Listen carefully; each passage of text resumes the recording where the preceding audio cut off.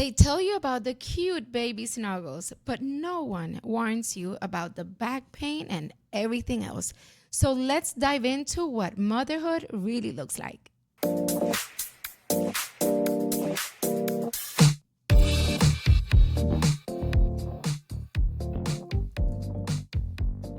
Welcome to Mama's Playground. This is Darlene. This is Monica. So now we sound like all chill, all relaxed, but before starting, Yeah. oh my God. You were taking your vitamins, your ashwagandha, what was it? What else? No, I'm on this like trip right now of health, and I don't know, maybe I feel like in my case, I'm going through this, I'm a mom, so I'm overthinking things and what's going to happen if I don't take care of myself? What if I not there for my daughter and for her quince and sweet 16? I'm just being super dramatic. So now I'm like on this health boom. I did my heart scan, which by the way, I recommend it for everybody. For everybody. And I went the other day and the guy told me, we have saved this month only 6-7 lives. And he said, and it happens with men and women that have no symptoms, no high cholesterol, no high blood pressure, and they get the heart attacks. People that are walking around and they don't know what's going on, and just going to the cardiologist and getting a regular checkup, it's not enough. I feel like you have to get a heart scan where it checks your arteries and everything, because it could save lives. I feel like I'm promoting some, no, but it's true. And I'm all now about what vitamins. I'm changing my vitamins. So I'm a little bit like, because I'm not taking anything right now and I feel foggy. And before we started, Fabian, who's our producer, camera guy today, he was like, oh my God, I should be shooting this. Because I was like, where are my pills? Where's my ashwagandha? Something that I just started taking. Anyway, yeah. You were venting about all your supplements. Your supplements. Yeah. Well, that's good. Yes, I need to go get a heart scan. So I Just don't to know. go check and make sure everything is good. Yeah, because you never know. But Yeah. okay, I don't want to get all paranoid and get you paranoid out there, but just, just check yourself. Anyway, so today we're talking about the things that we never knew about motherhood. Nobody told us about. Probably it's in some books, but come on. Yeah, but the We don't read books reality anymore. is people do not talk to you about the just things. Like there's just a lot of things that nothing, it's like a surprise as you're going through it and you're like, hey, nobody ever said this to me, Yeah. or nobody told me this. And like it's like a slap in the face. You know? For instance, like for you, what would you say is something that people, you never really were told about, or something that was like a surprise to you while you were... Well, okay. Ay. Mom and dad, turn this thing off right now. Nobody told me during pregnancy that during the 3rd trimester, I would be so freaking horny. Really? Yes. I did not. Said that. I didn't know that. So oh my God. Okay, we're going to make this short, but I remember being like my 3rd trimester, we were in LA, and I was like, oh my God, like what's going on? I don't know if it's because like the the baby's pressure. down there, the pressure, but pressure. nobody told me that. But it was a nice surprise and unexpected. And very nice for your husband too. He was probably like, oh, okay. you know? Yeah. So And he's like, I don't want to hurt the baby. I don't want to hurt the baby. So yeah, that was one. And I mean, another surprise I had, which it shouldn't be a surprise, because when you go like for the birth classes, they tell you there's a possibility of you going through a C-section.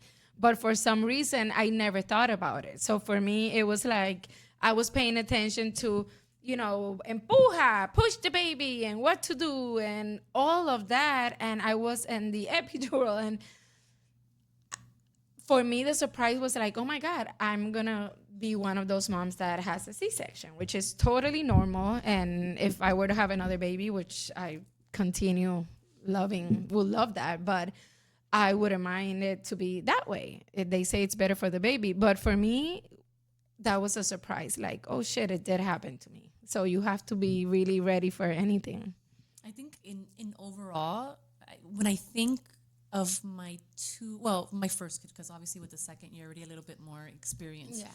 With the first one, I think something that people really don't talk to you too much about, and I think we mentioned this prior, like a long time ago when we first started podcasting, was the people want to talk to you about, like, oh, your sleepless nights. Okay, we know that. Oh, sleep at the same time that the baby's yeah, sleeping. those certain things, but nobody tells you what a change in your body, like after you have kids, like everything from your breasts to the belly to the thighs to like, I remember after my second, especially, I was like, I looked down and I was looking at my boobs and I was, what happened here? Like I was always small, but nice. I thought I had nice perky boobs, and then the second one rolls around. I had already seen it with the first, but the second one rolls around, and then it was like, I feel like una vaca lechera. Like, literally, like I was like, how come nobody told me what a difference in my body in every sense of the way? Like I was wider, the breast sagging, again, I'm not complaining. Again, I always say this in every episode. I love my kids. I would never take anything back. We're I'm just blessed. venting. But venting, like things that were never said to me. Everything was always like, take care of yourself during the pregnancy and now sleep now, because the baby, when it's here, it's not going to let you sleep. But nobody tells you the aftermath of when the baby is actually here, everything that you go through emotionally and physically. Yeah, the body goes through so many changes. The hair.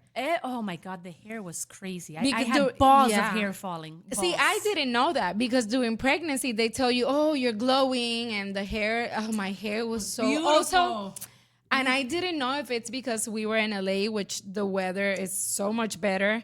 And I'm like, oh my God, my hair was like so beautiful. But then after I had Luna, a few weeks, months, I'm not sure how much time, but then my hair was like, I was losing my hair and just losing it. And I'm like, I didn't know that. That's one thing. Yeah. It was huge. I remember going in the shower and I would just like literally, wash my hair. Yeah. And I would grab clumps of hair and put it on the wall. And especially, okay, so you have this baby, your hair is falling, your boobs are sagging, you're all hormonal because the hormones are out of whack at this time. And it's You're not sleeping. You're not sleeping, which we knew that, that was part of what has been told to us. But the physical part of everything your body goes through and what it goes through after, because you think the changes are when it's like you're pregnant. Mm-hmm. Oh, your boobs are growing and your hair's beautiful. You're taking the prenatals, all this stuff. Some people don't have it as good. I know some other people actually had the reverse. Like I have a friend of mine that went through the reverse when she was pregnant. I mean, no, but I'm not judging, but even she would make fun of herself. She's like, oh my God, what happened to me? She's like, she turned into an ogre. They suck the beauty and life of us. And then there's that myth that says it's, but you had a girl and you said the opposite. They're like, oh, when it's the girl, she sucks the beauty out of the mother. But I want to think it did. But when it's the boy and you're pregnant with a boy, oh, you could tell you're having a boy because you look so beautiful. Your hair's so whatever. On the contrary, she had a girl and she was like, have you seen my nose? Have you seen, like, literally her nose spread from here to here? I'm not like, but we would laugh about it. And then she gave birth and everything went back to normal, everything good. I, on the opposite hand, felt like I went through like a beauty thing. Like my hair was beautiful. I was glowing.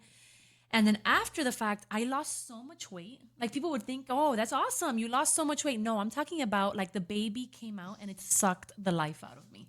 My face looked like a ghost. My mom would tell me, what's wrong I've never with heard you? of that, because it's usually I hear and I see the women are like swollen, and I was not swollen one bit. First of all, thankfully during my pregnancy, I did not get I didn't have swollen ankles in neither of my pregnancies. I didn't gain too much weight. Great. I did keep active during my pregnancies.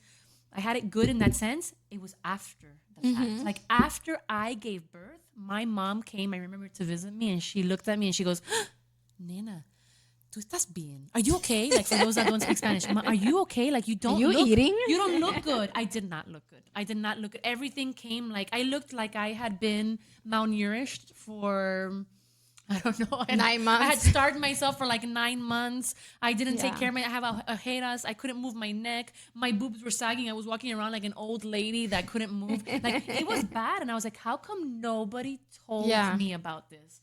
Yeah. Everybody talked to me about the before and the sleeping, but that nobody mentioned.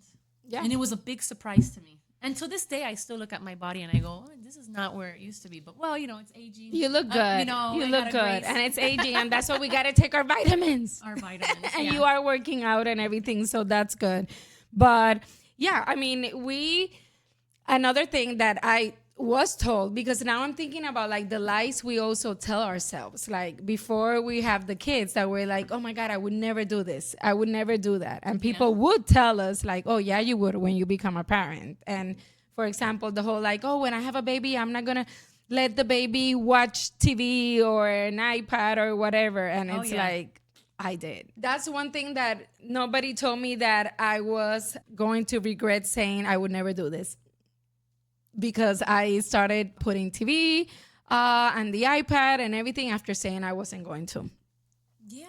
Again, I think we all have gone through that, all of us. Like, I think at a point you say, I'm going to be the mom that is going to wake up in the morning and I'm going to have their breakfast so like nicely done for them. And I'm going to pack everything so perfect because it's so easy, and it's bullshit. It's all BS. Like, you really are just getting by, and you're so new to this. I think in the beginning you stress it a little bit more. Yeah. Like, you want to be so perfect in the beginning. And you see like these other moms, like, again, you're watching social media and you think it's like the norm to be so perfect. And on it's bull. It's like, it's all staged, It's like, you're really just going with the waves. You're really just, getting by. And I think people don't really talk about all the little details that come with it. They tell you the things like, oh, when you have the baby, like, you need to sleep and make sure you sleep now. Like, that's what I would hear all the time. Sleep now. Yeah, that's the only thing, honestly, that I would hear. I wouldn't hear much of I don't know. It was mostly like the sleeping. Everything else has been like learn as you go. It helped me a lot when I was in mom groups and when we were like in the breastfeeding classes. And at that point, I don't remember going to social media to look for answers. Nowadays, I would be like, ChatGPT. How do I ChatGPT is your best friend now. Now is. I was so anti it like a year ago, 2 years ago, but now I'm okay with it. But at that time we didn't have that, and I wasn't going on social media for advice. I wasn't bothering my mom with questions or my sister, so it was kind of like learn as you go. But to this day, there's so many things that one thing that I was not told, and it's actually a nice thing, it's how much we learn. We don't stop learning, not only about motherhood, but about other things. Like Luna's at an age now when she's always asking these questions, and now she's asking me questions about religion that I thought I had the answers, and now that I'm being asked, I'm like, oh man. And like, so now I feel that she's making me, one thing I was not told is that she's making me a better person, more educated in so many ways, because it's things that I probably learned when I was in first grade. And now that she's going through that, and she comes talking about it or asking me questions about it, I'm like, oh my God, like I'm actually learning from her. And I was never told how much we as parents, we learn from our kids, no matter the age. I think it's a constant learning, right? And I think one other thing, me, because I have the two boys, people don't ever tell you how different they are. Like, you don't expect it. Like, for instance, I see the difference night and day between my two boys, and what works for one doesn't work for the other. And people don't tell you that. Like, you think that you're just going to raise these kids exactly the same. And in my mind, like, I realize, like, it's not the same. Like, even though I've got two boys, they're very different. One reacts one way, the other one reacts another way. What works for one doesn't work for the other. One takes things this way, the other one takes it that way. It's like you have to kind of continue parenting, obviously with the same, like, morals and so on. But at the end of the day, it's like you're parenting two completely different people, and they're different from when they're born. Like, I'm sure you saw Luna's character from when she was born. Like, they already come out being who they're gonna be. There is no change. Like, my eldest was always very serious and very, and wouldn't smile, and everybody would be like, oh, he's like the German baby. They would call him, I'm sorry if anybody's German and takes that to an insult, but more serious, more cold. And he continues to be still that kid, and he's 8 years old. And then the other one was more rambunctious and always smiling and this and that, and he continues to be that kid. And like, they have such differences, you don't get prepared for how to deal with them, because I want to deal with them the same on everything, and it's not like that. You know, it's like nobody tells you, hey, when you have 2 or 3 or 4 kids or whatever, it's very different. You know, the anyways, It's a constant knowledge because you as a mom, you have to know how to adapt to each one of them. It's like, okay, what works with Jacob is not going to work with Noah. It's Correct. not going to work with Benjamin. correct. My third child. That's the third child. So I just feel that it's beautiful because we're growing. Like we're learning so much about ourselves too, about how much patience we have or we don't have. Uh, so with Luna, when you were asking about the character, one thing that I'm learning about her now is she's a totally a lawyer. She's in this whole thing of she always has a way to defend whatever she did, be good or wrong. She always has like there's a logic behind what happened, and just seeing she's very stubborn. If I tell her go do this, it has to be at her own time. And I used to be like that, and I feel like sometimes I am like that.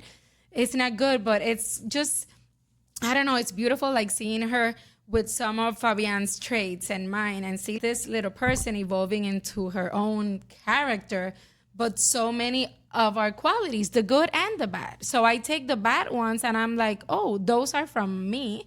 So that's something that I could be working on.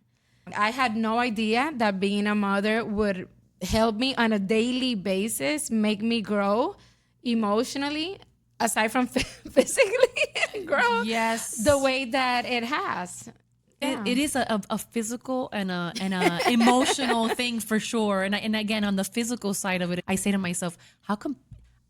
Why? I mean, the one big thing for me, I'm telling you, was one day I'm looking at myself in the mirror and I'm telling you, I've said, nobody told me this. Like this was such a surprise to me when I didn't think that it was going to be such an impactful thing. And I'm not trying to be vain or anything like that, but it was. I would stand in the mirror going, what happened to me? How come nobody told me like this was a reality of it? I didn't even think about that because I was so pre-consumed with obviously, you know, the baby and, you know, taking care of myself before they were born and so on. And, you know, it's like what you said, it's a growing experience. Yeah. Like you taking it day by day, and every day there's a new realization of something. Like it just doesn't stop evolving.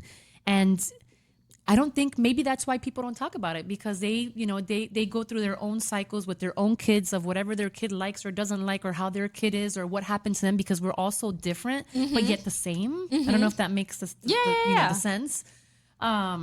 It's a growing opportunity, like all the time, to find yourself, to see who you are, to see how you handle the daily stress that comes with motherhood. And there's no book that is going to tell you how to handle when she comes sad because one friend didn't want to, you know, play with her, or she's scared of sitting down and doing a certain math homework because her mind is thinking about something else and she doesn't know how to handle with being distraída, you know, distracted, and her emotions. That's another thing. We're in this stage where you have to sit down and know that they have emotions, and you have to talk to them about what are you feeling and all that. And sometimes we as parents, we're like, hey, please, come on, that's not a big deal. Stop it. Don't cry over that. Yeah.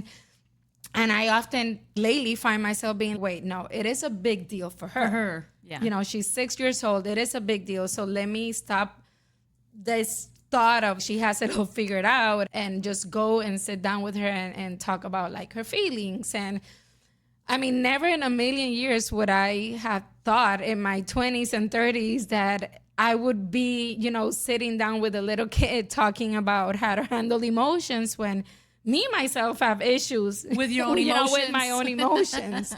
So I don't know. It's a daily thing. And you know what they say, God doesn't put anything in your life that you can handle. So for me, being a mother, it's when we talk about the stress and the ADHD and the mom guilt and all this stuff that goes on in our lives. And at the end of the day, it's beautiful creatures that they depend on us. And we have the capability of stepping back, stopping, and forgetting about what society says and this and that, or what we were taught, and just kind of, you know, just focus and just give them your best, your all. Sometimes what you're taught, and I've noticed that, like, sometimes you're taught a certain way and really it just doesn't work that way. Like, again, in my case with the 2 kids, it's like you're taught to, let's say, I don't know, you got to do it this way. but you realize like that doesn't work this way with my kid. It works like this, and everybody is so different. And going back to the fact of the kids getting a little bit older and being a little bit more aware and so on. For instance, on Mother's Day of this year, Jacob had sent me, he had written me a little card, and it was the cutest thing. He drew it out like, mommy and son kind of thing, happy Mother's Day. And inside it said, I'm sorry, or maybe I'm messing it up. It was my birthday or Mother's Day. It was one or two because they're right back to back. But it said, Mom, like, I love you so much. You're so caring. You're always looking out for me. And I don't ever want you to get sick and die. Ay, Dios I mío. pray and I ask God that he leaves you here to be like 100 years old. Now, mind you, we in our car, like going to school, I always do a little prayer. We have about 20 minutes to get to school. And we go as a family, the four of us. That's like our routine every morning. Benjamin, I, and the kids. I love that. Or Benjamin, the kids, and I. And in the car, like before they get off, I always do a little prayer over them, right? So I always say, let's pray that you're always healthy, healthy, healthy, first and foremost. We always pray for health in this, for everybody in our family, our friends. And then also that they keep you safe, blah, blah, blah. And maybe maybe it's caused an awareness, or maybe he's at that age already where he realizes people get older and then they are no longer here. So when those questions and these things start to come up of like, Mom, so does that mean that you're getting older? Like Noah said, like you're getting older and like you're not going to be here one day. And you're like, and then I am very open, and I'm not a person that gets like, stuck at words, but I tell him, yeah, there's going to be a day that I'm not going to be here. And that's okay. Mom and Dad are always going to love you no matter if I'm here, if I'm not here. But it's like these things that start to evolve. And something that does stay in my mind is there's a saying in Spanish that says, I think it's like niños más chiquitos, problemas. No, hold on. Niños pequeños, problemas más chiquitos, or something like that. And then bigger kids. Bigger kids bring bigger problems. Correct. Yeah. So the smaller the kid, the smaller the problem. The bigger the kid, the bigger the problem, right? And when you go to look at it, it's true. And it's like, it doesn't ever stop. It doesn't ever get easier. Yeah. Like when they're little, it's one thing. And the parents that have the bigger kids are like, oh, you're so lucky. You got the little kids. Those are little kid problems. No, but but you're then dealing with it at that moment. Like, yeah. and they're problems in your life right now that you're going through, or not problems, they're situations that you're trying to figure out. And as they get older, there's other problems. Of course, like when they know? start driving, I cannot imagine Luna when she starts driving in the Miami streets. I mean, I'm like, you're not gonna sleep. I'm darling. even talking You're not about gonna that sleep. right now. I was saying the other day, my sister wouldn't let her kids drive I-95 south to Miami, and I'm gonna do the same. Yeah. Because it's it's dangerous, and I'm not gonna sleep when she starts driving, when she starts dating, when her heart starts getting broken, when she starts middle school. I'm already thinking of like, what am I gonna do when she's in middle school? And like the girls can get catty, and yeah, but okay, let's go one step at a time. They're 6. They're in first grade, kinder, pre-K. Oh my Let's God, but just take time it goes so easy. fast. Second. Jacob is second now, right? Time goes so fast, and Yeah. I think those thoughts come more so because of the age that we're in. Because I think if we were in our 20s, our late 20s with kids at this age, I don't think we'd be thinking so advanced. But because we're in our midlife, like almost midlife, I think we think even more so because About our longevity and just all the that. longevity Yeah. of we're gonna be here, the kids, like where am I gonna be when I'm 56? There are I don't know, Yeah. still in their teens or early teens, 13, 14, 15. Like it's still Yeah, I was doing the eras. math the other day.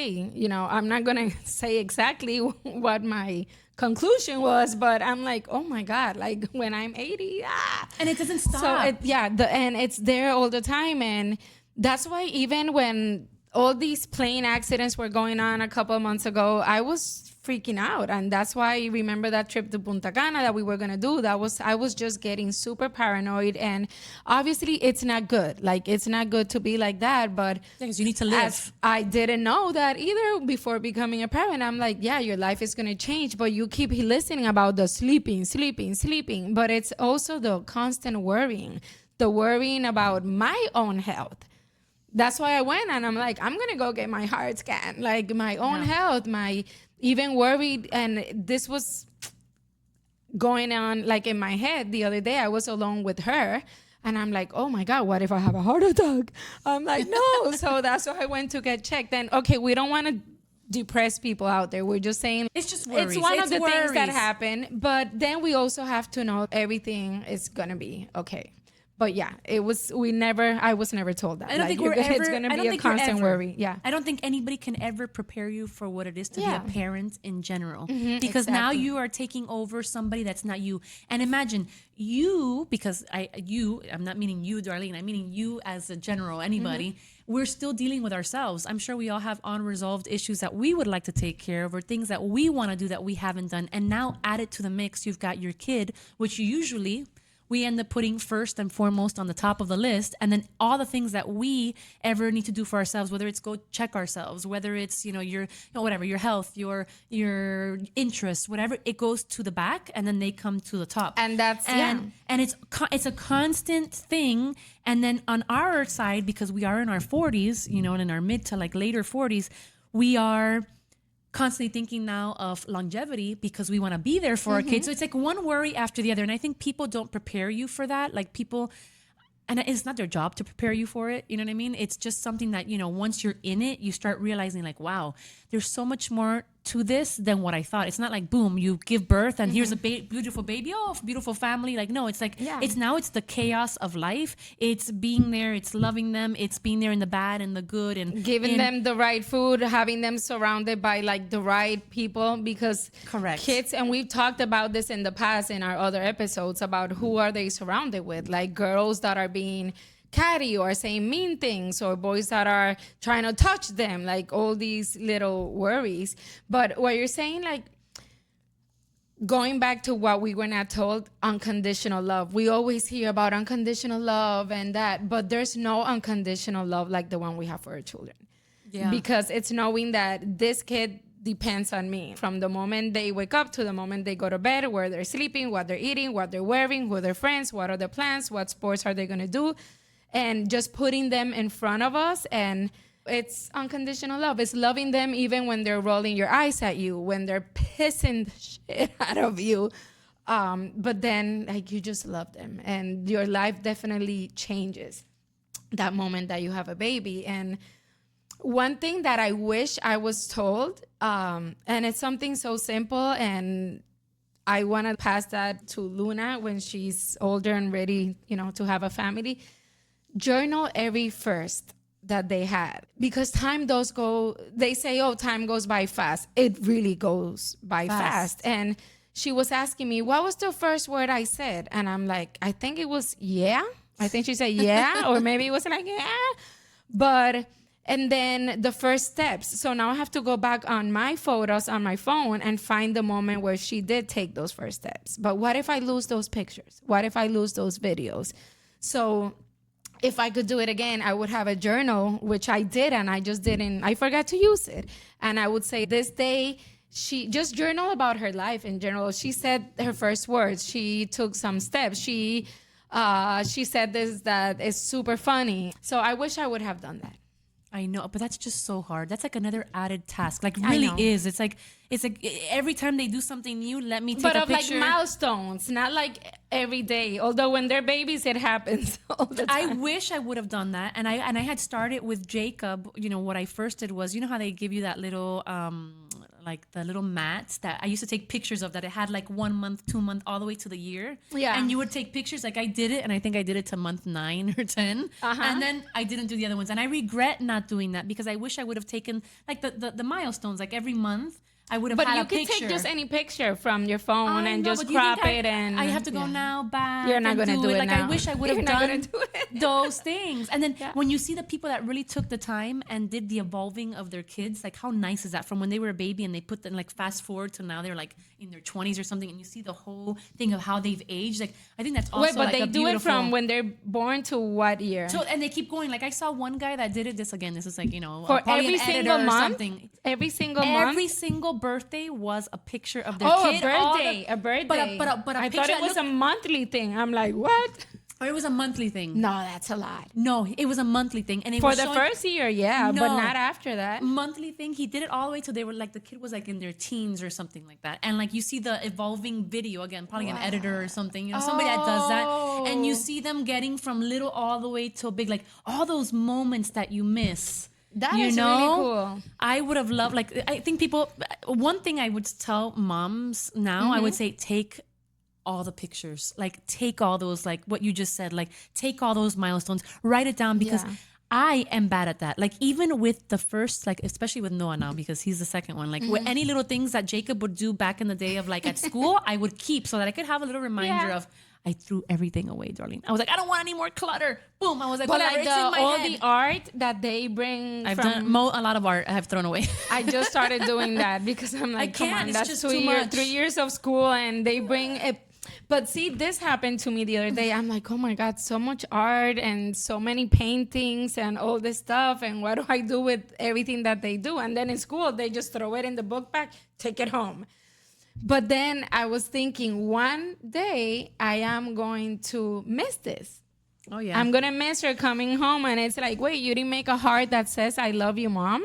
So I'm making myself like enjoy those little things and just taking pictures. And if you see like my little office, like I try to like post her things around, and she loves seeing like her art and everything hanging in the walls. And although we make fun of that right now as parents of like elementary kids, I know that that's something that we will miss. Some might not, but I will. I'm so like sentimental with that stuff. I think about looking back on your kids' stuff, because time is gonna pass and everything is just gonna be a memory. And of course, there's gonna be so many things that if you don't, jot down or you don't take a picture of, you're gonna miss it. You're gonna forget about it. You will forget about it. Yeah. That there's only certain things that like really, in 15 years, 20 years, there's gonna be only a handful of things that you really truly, or not a handful, a little bit more Yeah. than that you truly remember. And there's gonna be my other God. things that they might bring up to you and say, Mom, remember the day that I did? And you're gonna like, what? Like, I'm forgetting a lot of things already. And she asked me, Mom, when did this happen? And I'm like, oh, I'm forgetting. I didn't know that my mind. Another thing, we probably weren't told that our brain never works the same. well, that's one thing now that you say that. Like, I was talking to a lady, actually, this was like last week. She was telling me she's an older mom. Not older, she's an older lady with older kids. And she's like, oh, I had my kids when I was in my 20s. And she kept talking to me about how great it was that she had her kids earlier. And I'm like, lady, you keep telling me this, and I had them a little later, So she kept going on and on about it. And she's like, oh, no, I would never do it the opposite way. I would always I would, if I had to go back and do it all over again in my 20s, because now I'm, appreciating my kids and their son, like the grandkids. The grandkids. She had she has 2 grandkids or whatever. And one thing I guess maybe because I wasn't thinking about it, or, timing or whatever. Everybody's timing is different. One thing I was never told was the patience that you have. When people would say, no, is that as you get older, you have less patience. Oh, I thought it was the other way. No, as that you get older, like not less patience. Yes, less physical activity. You're less, like you're less like you're more tired, I guess. You're more, I think people didn't. That's why you take your vitamins. Well, exactly. People didn't tell you. You know why? It struck me the other day. I was like, you want to know why they say that? Because women go through, again, I'm bringing this up again because this is definitely going to be a topic that we're going to talk about. Let's say it together. Perimenopause. Oh, for sure. It is because of that. That's why they should tell you, hey ladies, the reason why you should have children a little bit earlier, if you're in the correct situation to do it, and if you're not and you're entering your 30s and you don't have somebody, which is A-okay, freaking freeze your eggs for the day. Oh my God. For the day that you can. I was gonna say that. I wanted to say that. Yeah, keep going. Freeze your eggs for the day that you can have it and you have that partner if you want. Number one advice, and I wish somebody would have told me this. And oh my God. And I think about this a lot because, as some of you know, I am, late 40s, and I still wanted to have, and I still want to have more babies, but now obviously things different. change. So, but that advice of freeze your eggs, even if you're in a relationship, because you never know. Yeah, it might not be the person. You never know, and then you might break up when you're 36 and they already consider 35 and up, the high, what do you call it? Risk. High risk, which I was in shock that it starts at 35. But my advice to you, freeze your eggs. That way, whenever you want to have babies, with or without being in a relationship, you have them. You're covered. Yeah. I think I heard something about that. Like it said, even if you're in a relationship, let's say it doesn't work out, if you know in your heart that you want to have children, and you know, instead of beating yourself up about it because now you're in your 30s, like, oh my god, my biological clock is ticking, which it does. Your biological clock does tick, especially as a woman, because it gets to a certain point where you know, your body's just not the same. So if you know in your heart you want to be a mom one day and you don't have that partner, that person that you think is the correct person, or you're just not in a relationship, freeze your eggs, have it there. And the day of tomorrow you want one, you have that, you know? But I going back to this of like something they should have told you is they should tell you the reason why you should have kids earlier on. If you're in a correct relationship, obviously timing is different. Obviously it was for us. We weren't in the timing back then. But if you are, is because of fucking perimenopause. Excuse my language. It really is that. It's the lack of patience. Is your hormones are going on overdrive. You're not taking shit anymore from anybody, because I find myself less and less caring about what anybody is saying or doing, and not my kids, of course. I care about my kids them too sometimes. But it really is that. I find myself on a different chapter of my life. I really do internally, and I realize it's because of that. So when Jacob goes, Mom, it's just that you're so whatever, I feel like saying, son, it's because of perimenopause. You know? Wait, no. Talking about the other day, Luna goes, Mom, everything you do is for you. You don't do anything for me. And I swear, and I looked at Fabian right there, and it was kind of this look like, take her away from the room right now. And I just went through a list. I'd rather be at the beach or at my friend Roxy, because Roxy had invited me over, and I said no because Luna had a birthday. So I'm like, I'd rather be doing this, but I'm here. Mom, why are you in a bad mood? And I'm like, it's mood swings, it's hormones. And then what's happening now, it's so hot all the time. So I wake up, like I'm getting her ready, Hot and I'm flashes. like, oh my God, it's so hot. It's so hot. And she's like, Mom, I'm freezing. And then Fabian wakes up. Why is it freezing in here? So it's like them against you. This hormonal but it's because creature of that lives in this house. Darlene, it struck me the other day. I'm telling you, the other day, I was like, it's like a light bulb. I was like, oh. And I said, this is why. This is why everybody said, oh, it's better to have kids before. Because the woman's body goes through things differently. Yeah, like in your 30s. So in your 30s to your 40s to your, early 50s, you're going through all these changes. And that affects how you come at life. Yeah. And how you come at to your kids, and how you speak to your partner, and how you answer that phone call. Take note, Fabian, why did you leave the room? You should be listening to this. Where did he go? Oh, you scared me. I was like, wait, did I? No, where did he go? It really much is that. And so you think people are telling you, oh no, it's just that when you're older, you don't have as much patience now. No, it's because your hormones and everything are going through something so different. So that is something nobody ever said, or at least it wasn't stated that way, It just says, when you're older, you don't have as much patience. Well, I already know what the word behind that is. Yeah, because you always hear about like, oh, you're not going to have like the physical stamina, like to go play soccer with them at the park or do physical things. But what about the emotional stuff for us women, the hormones, like you say?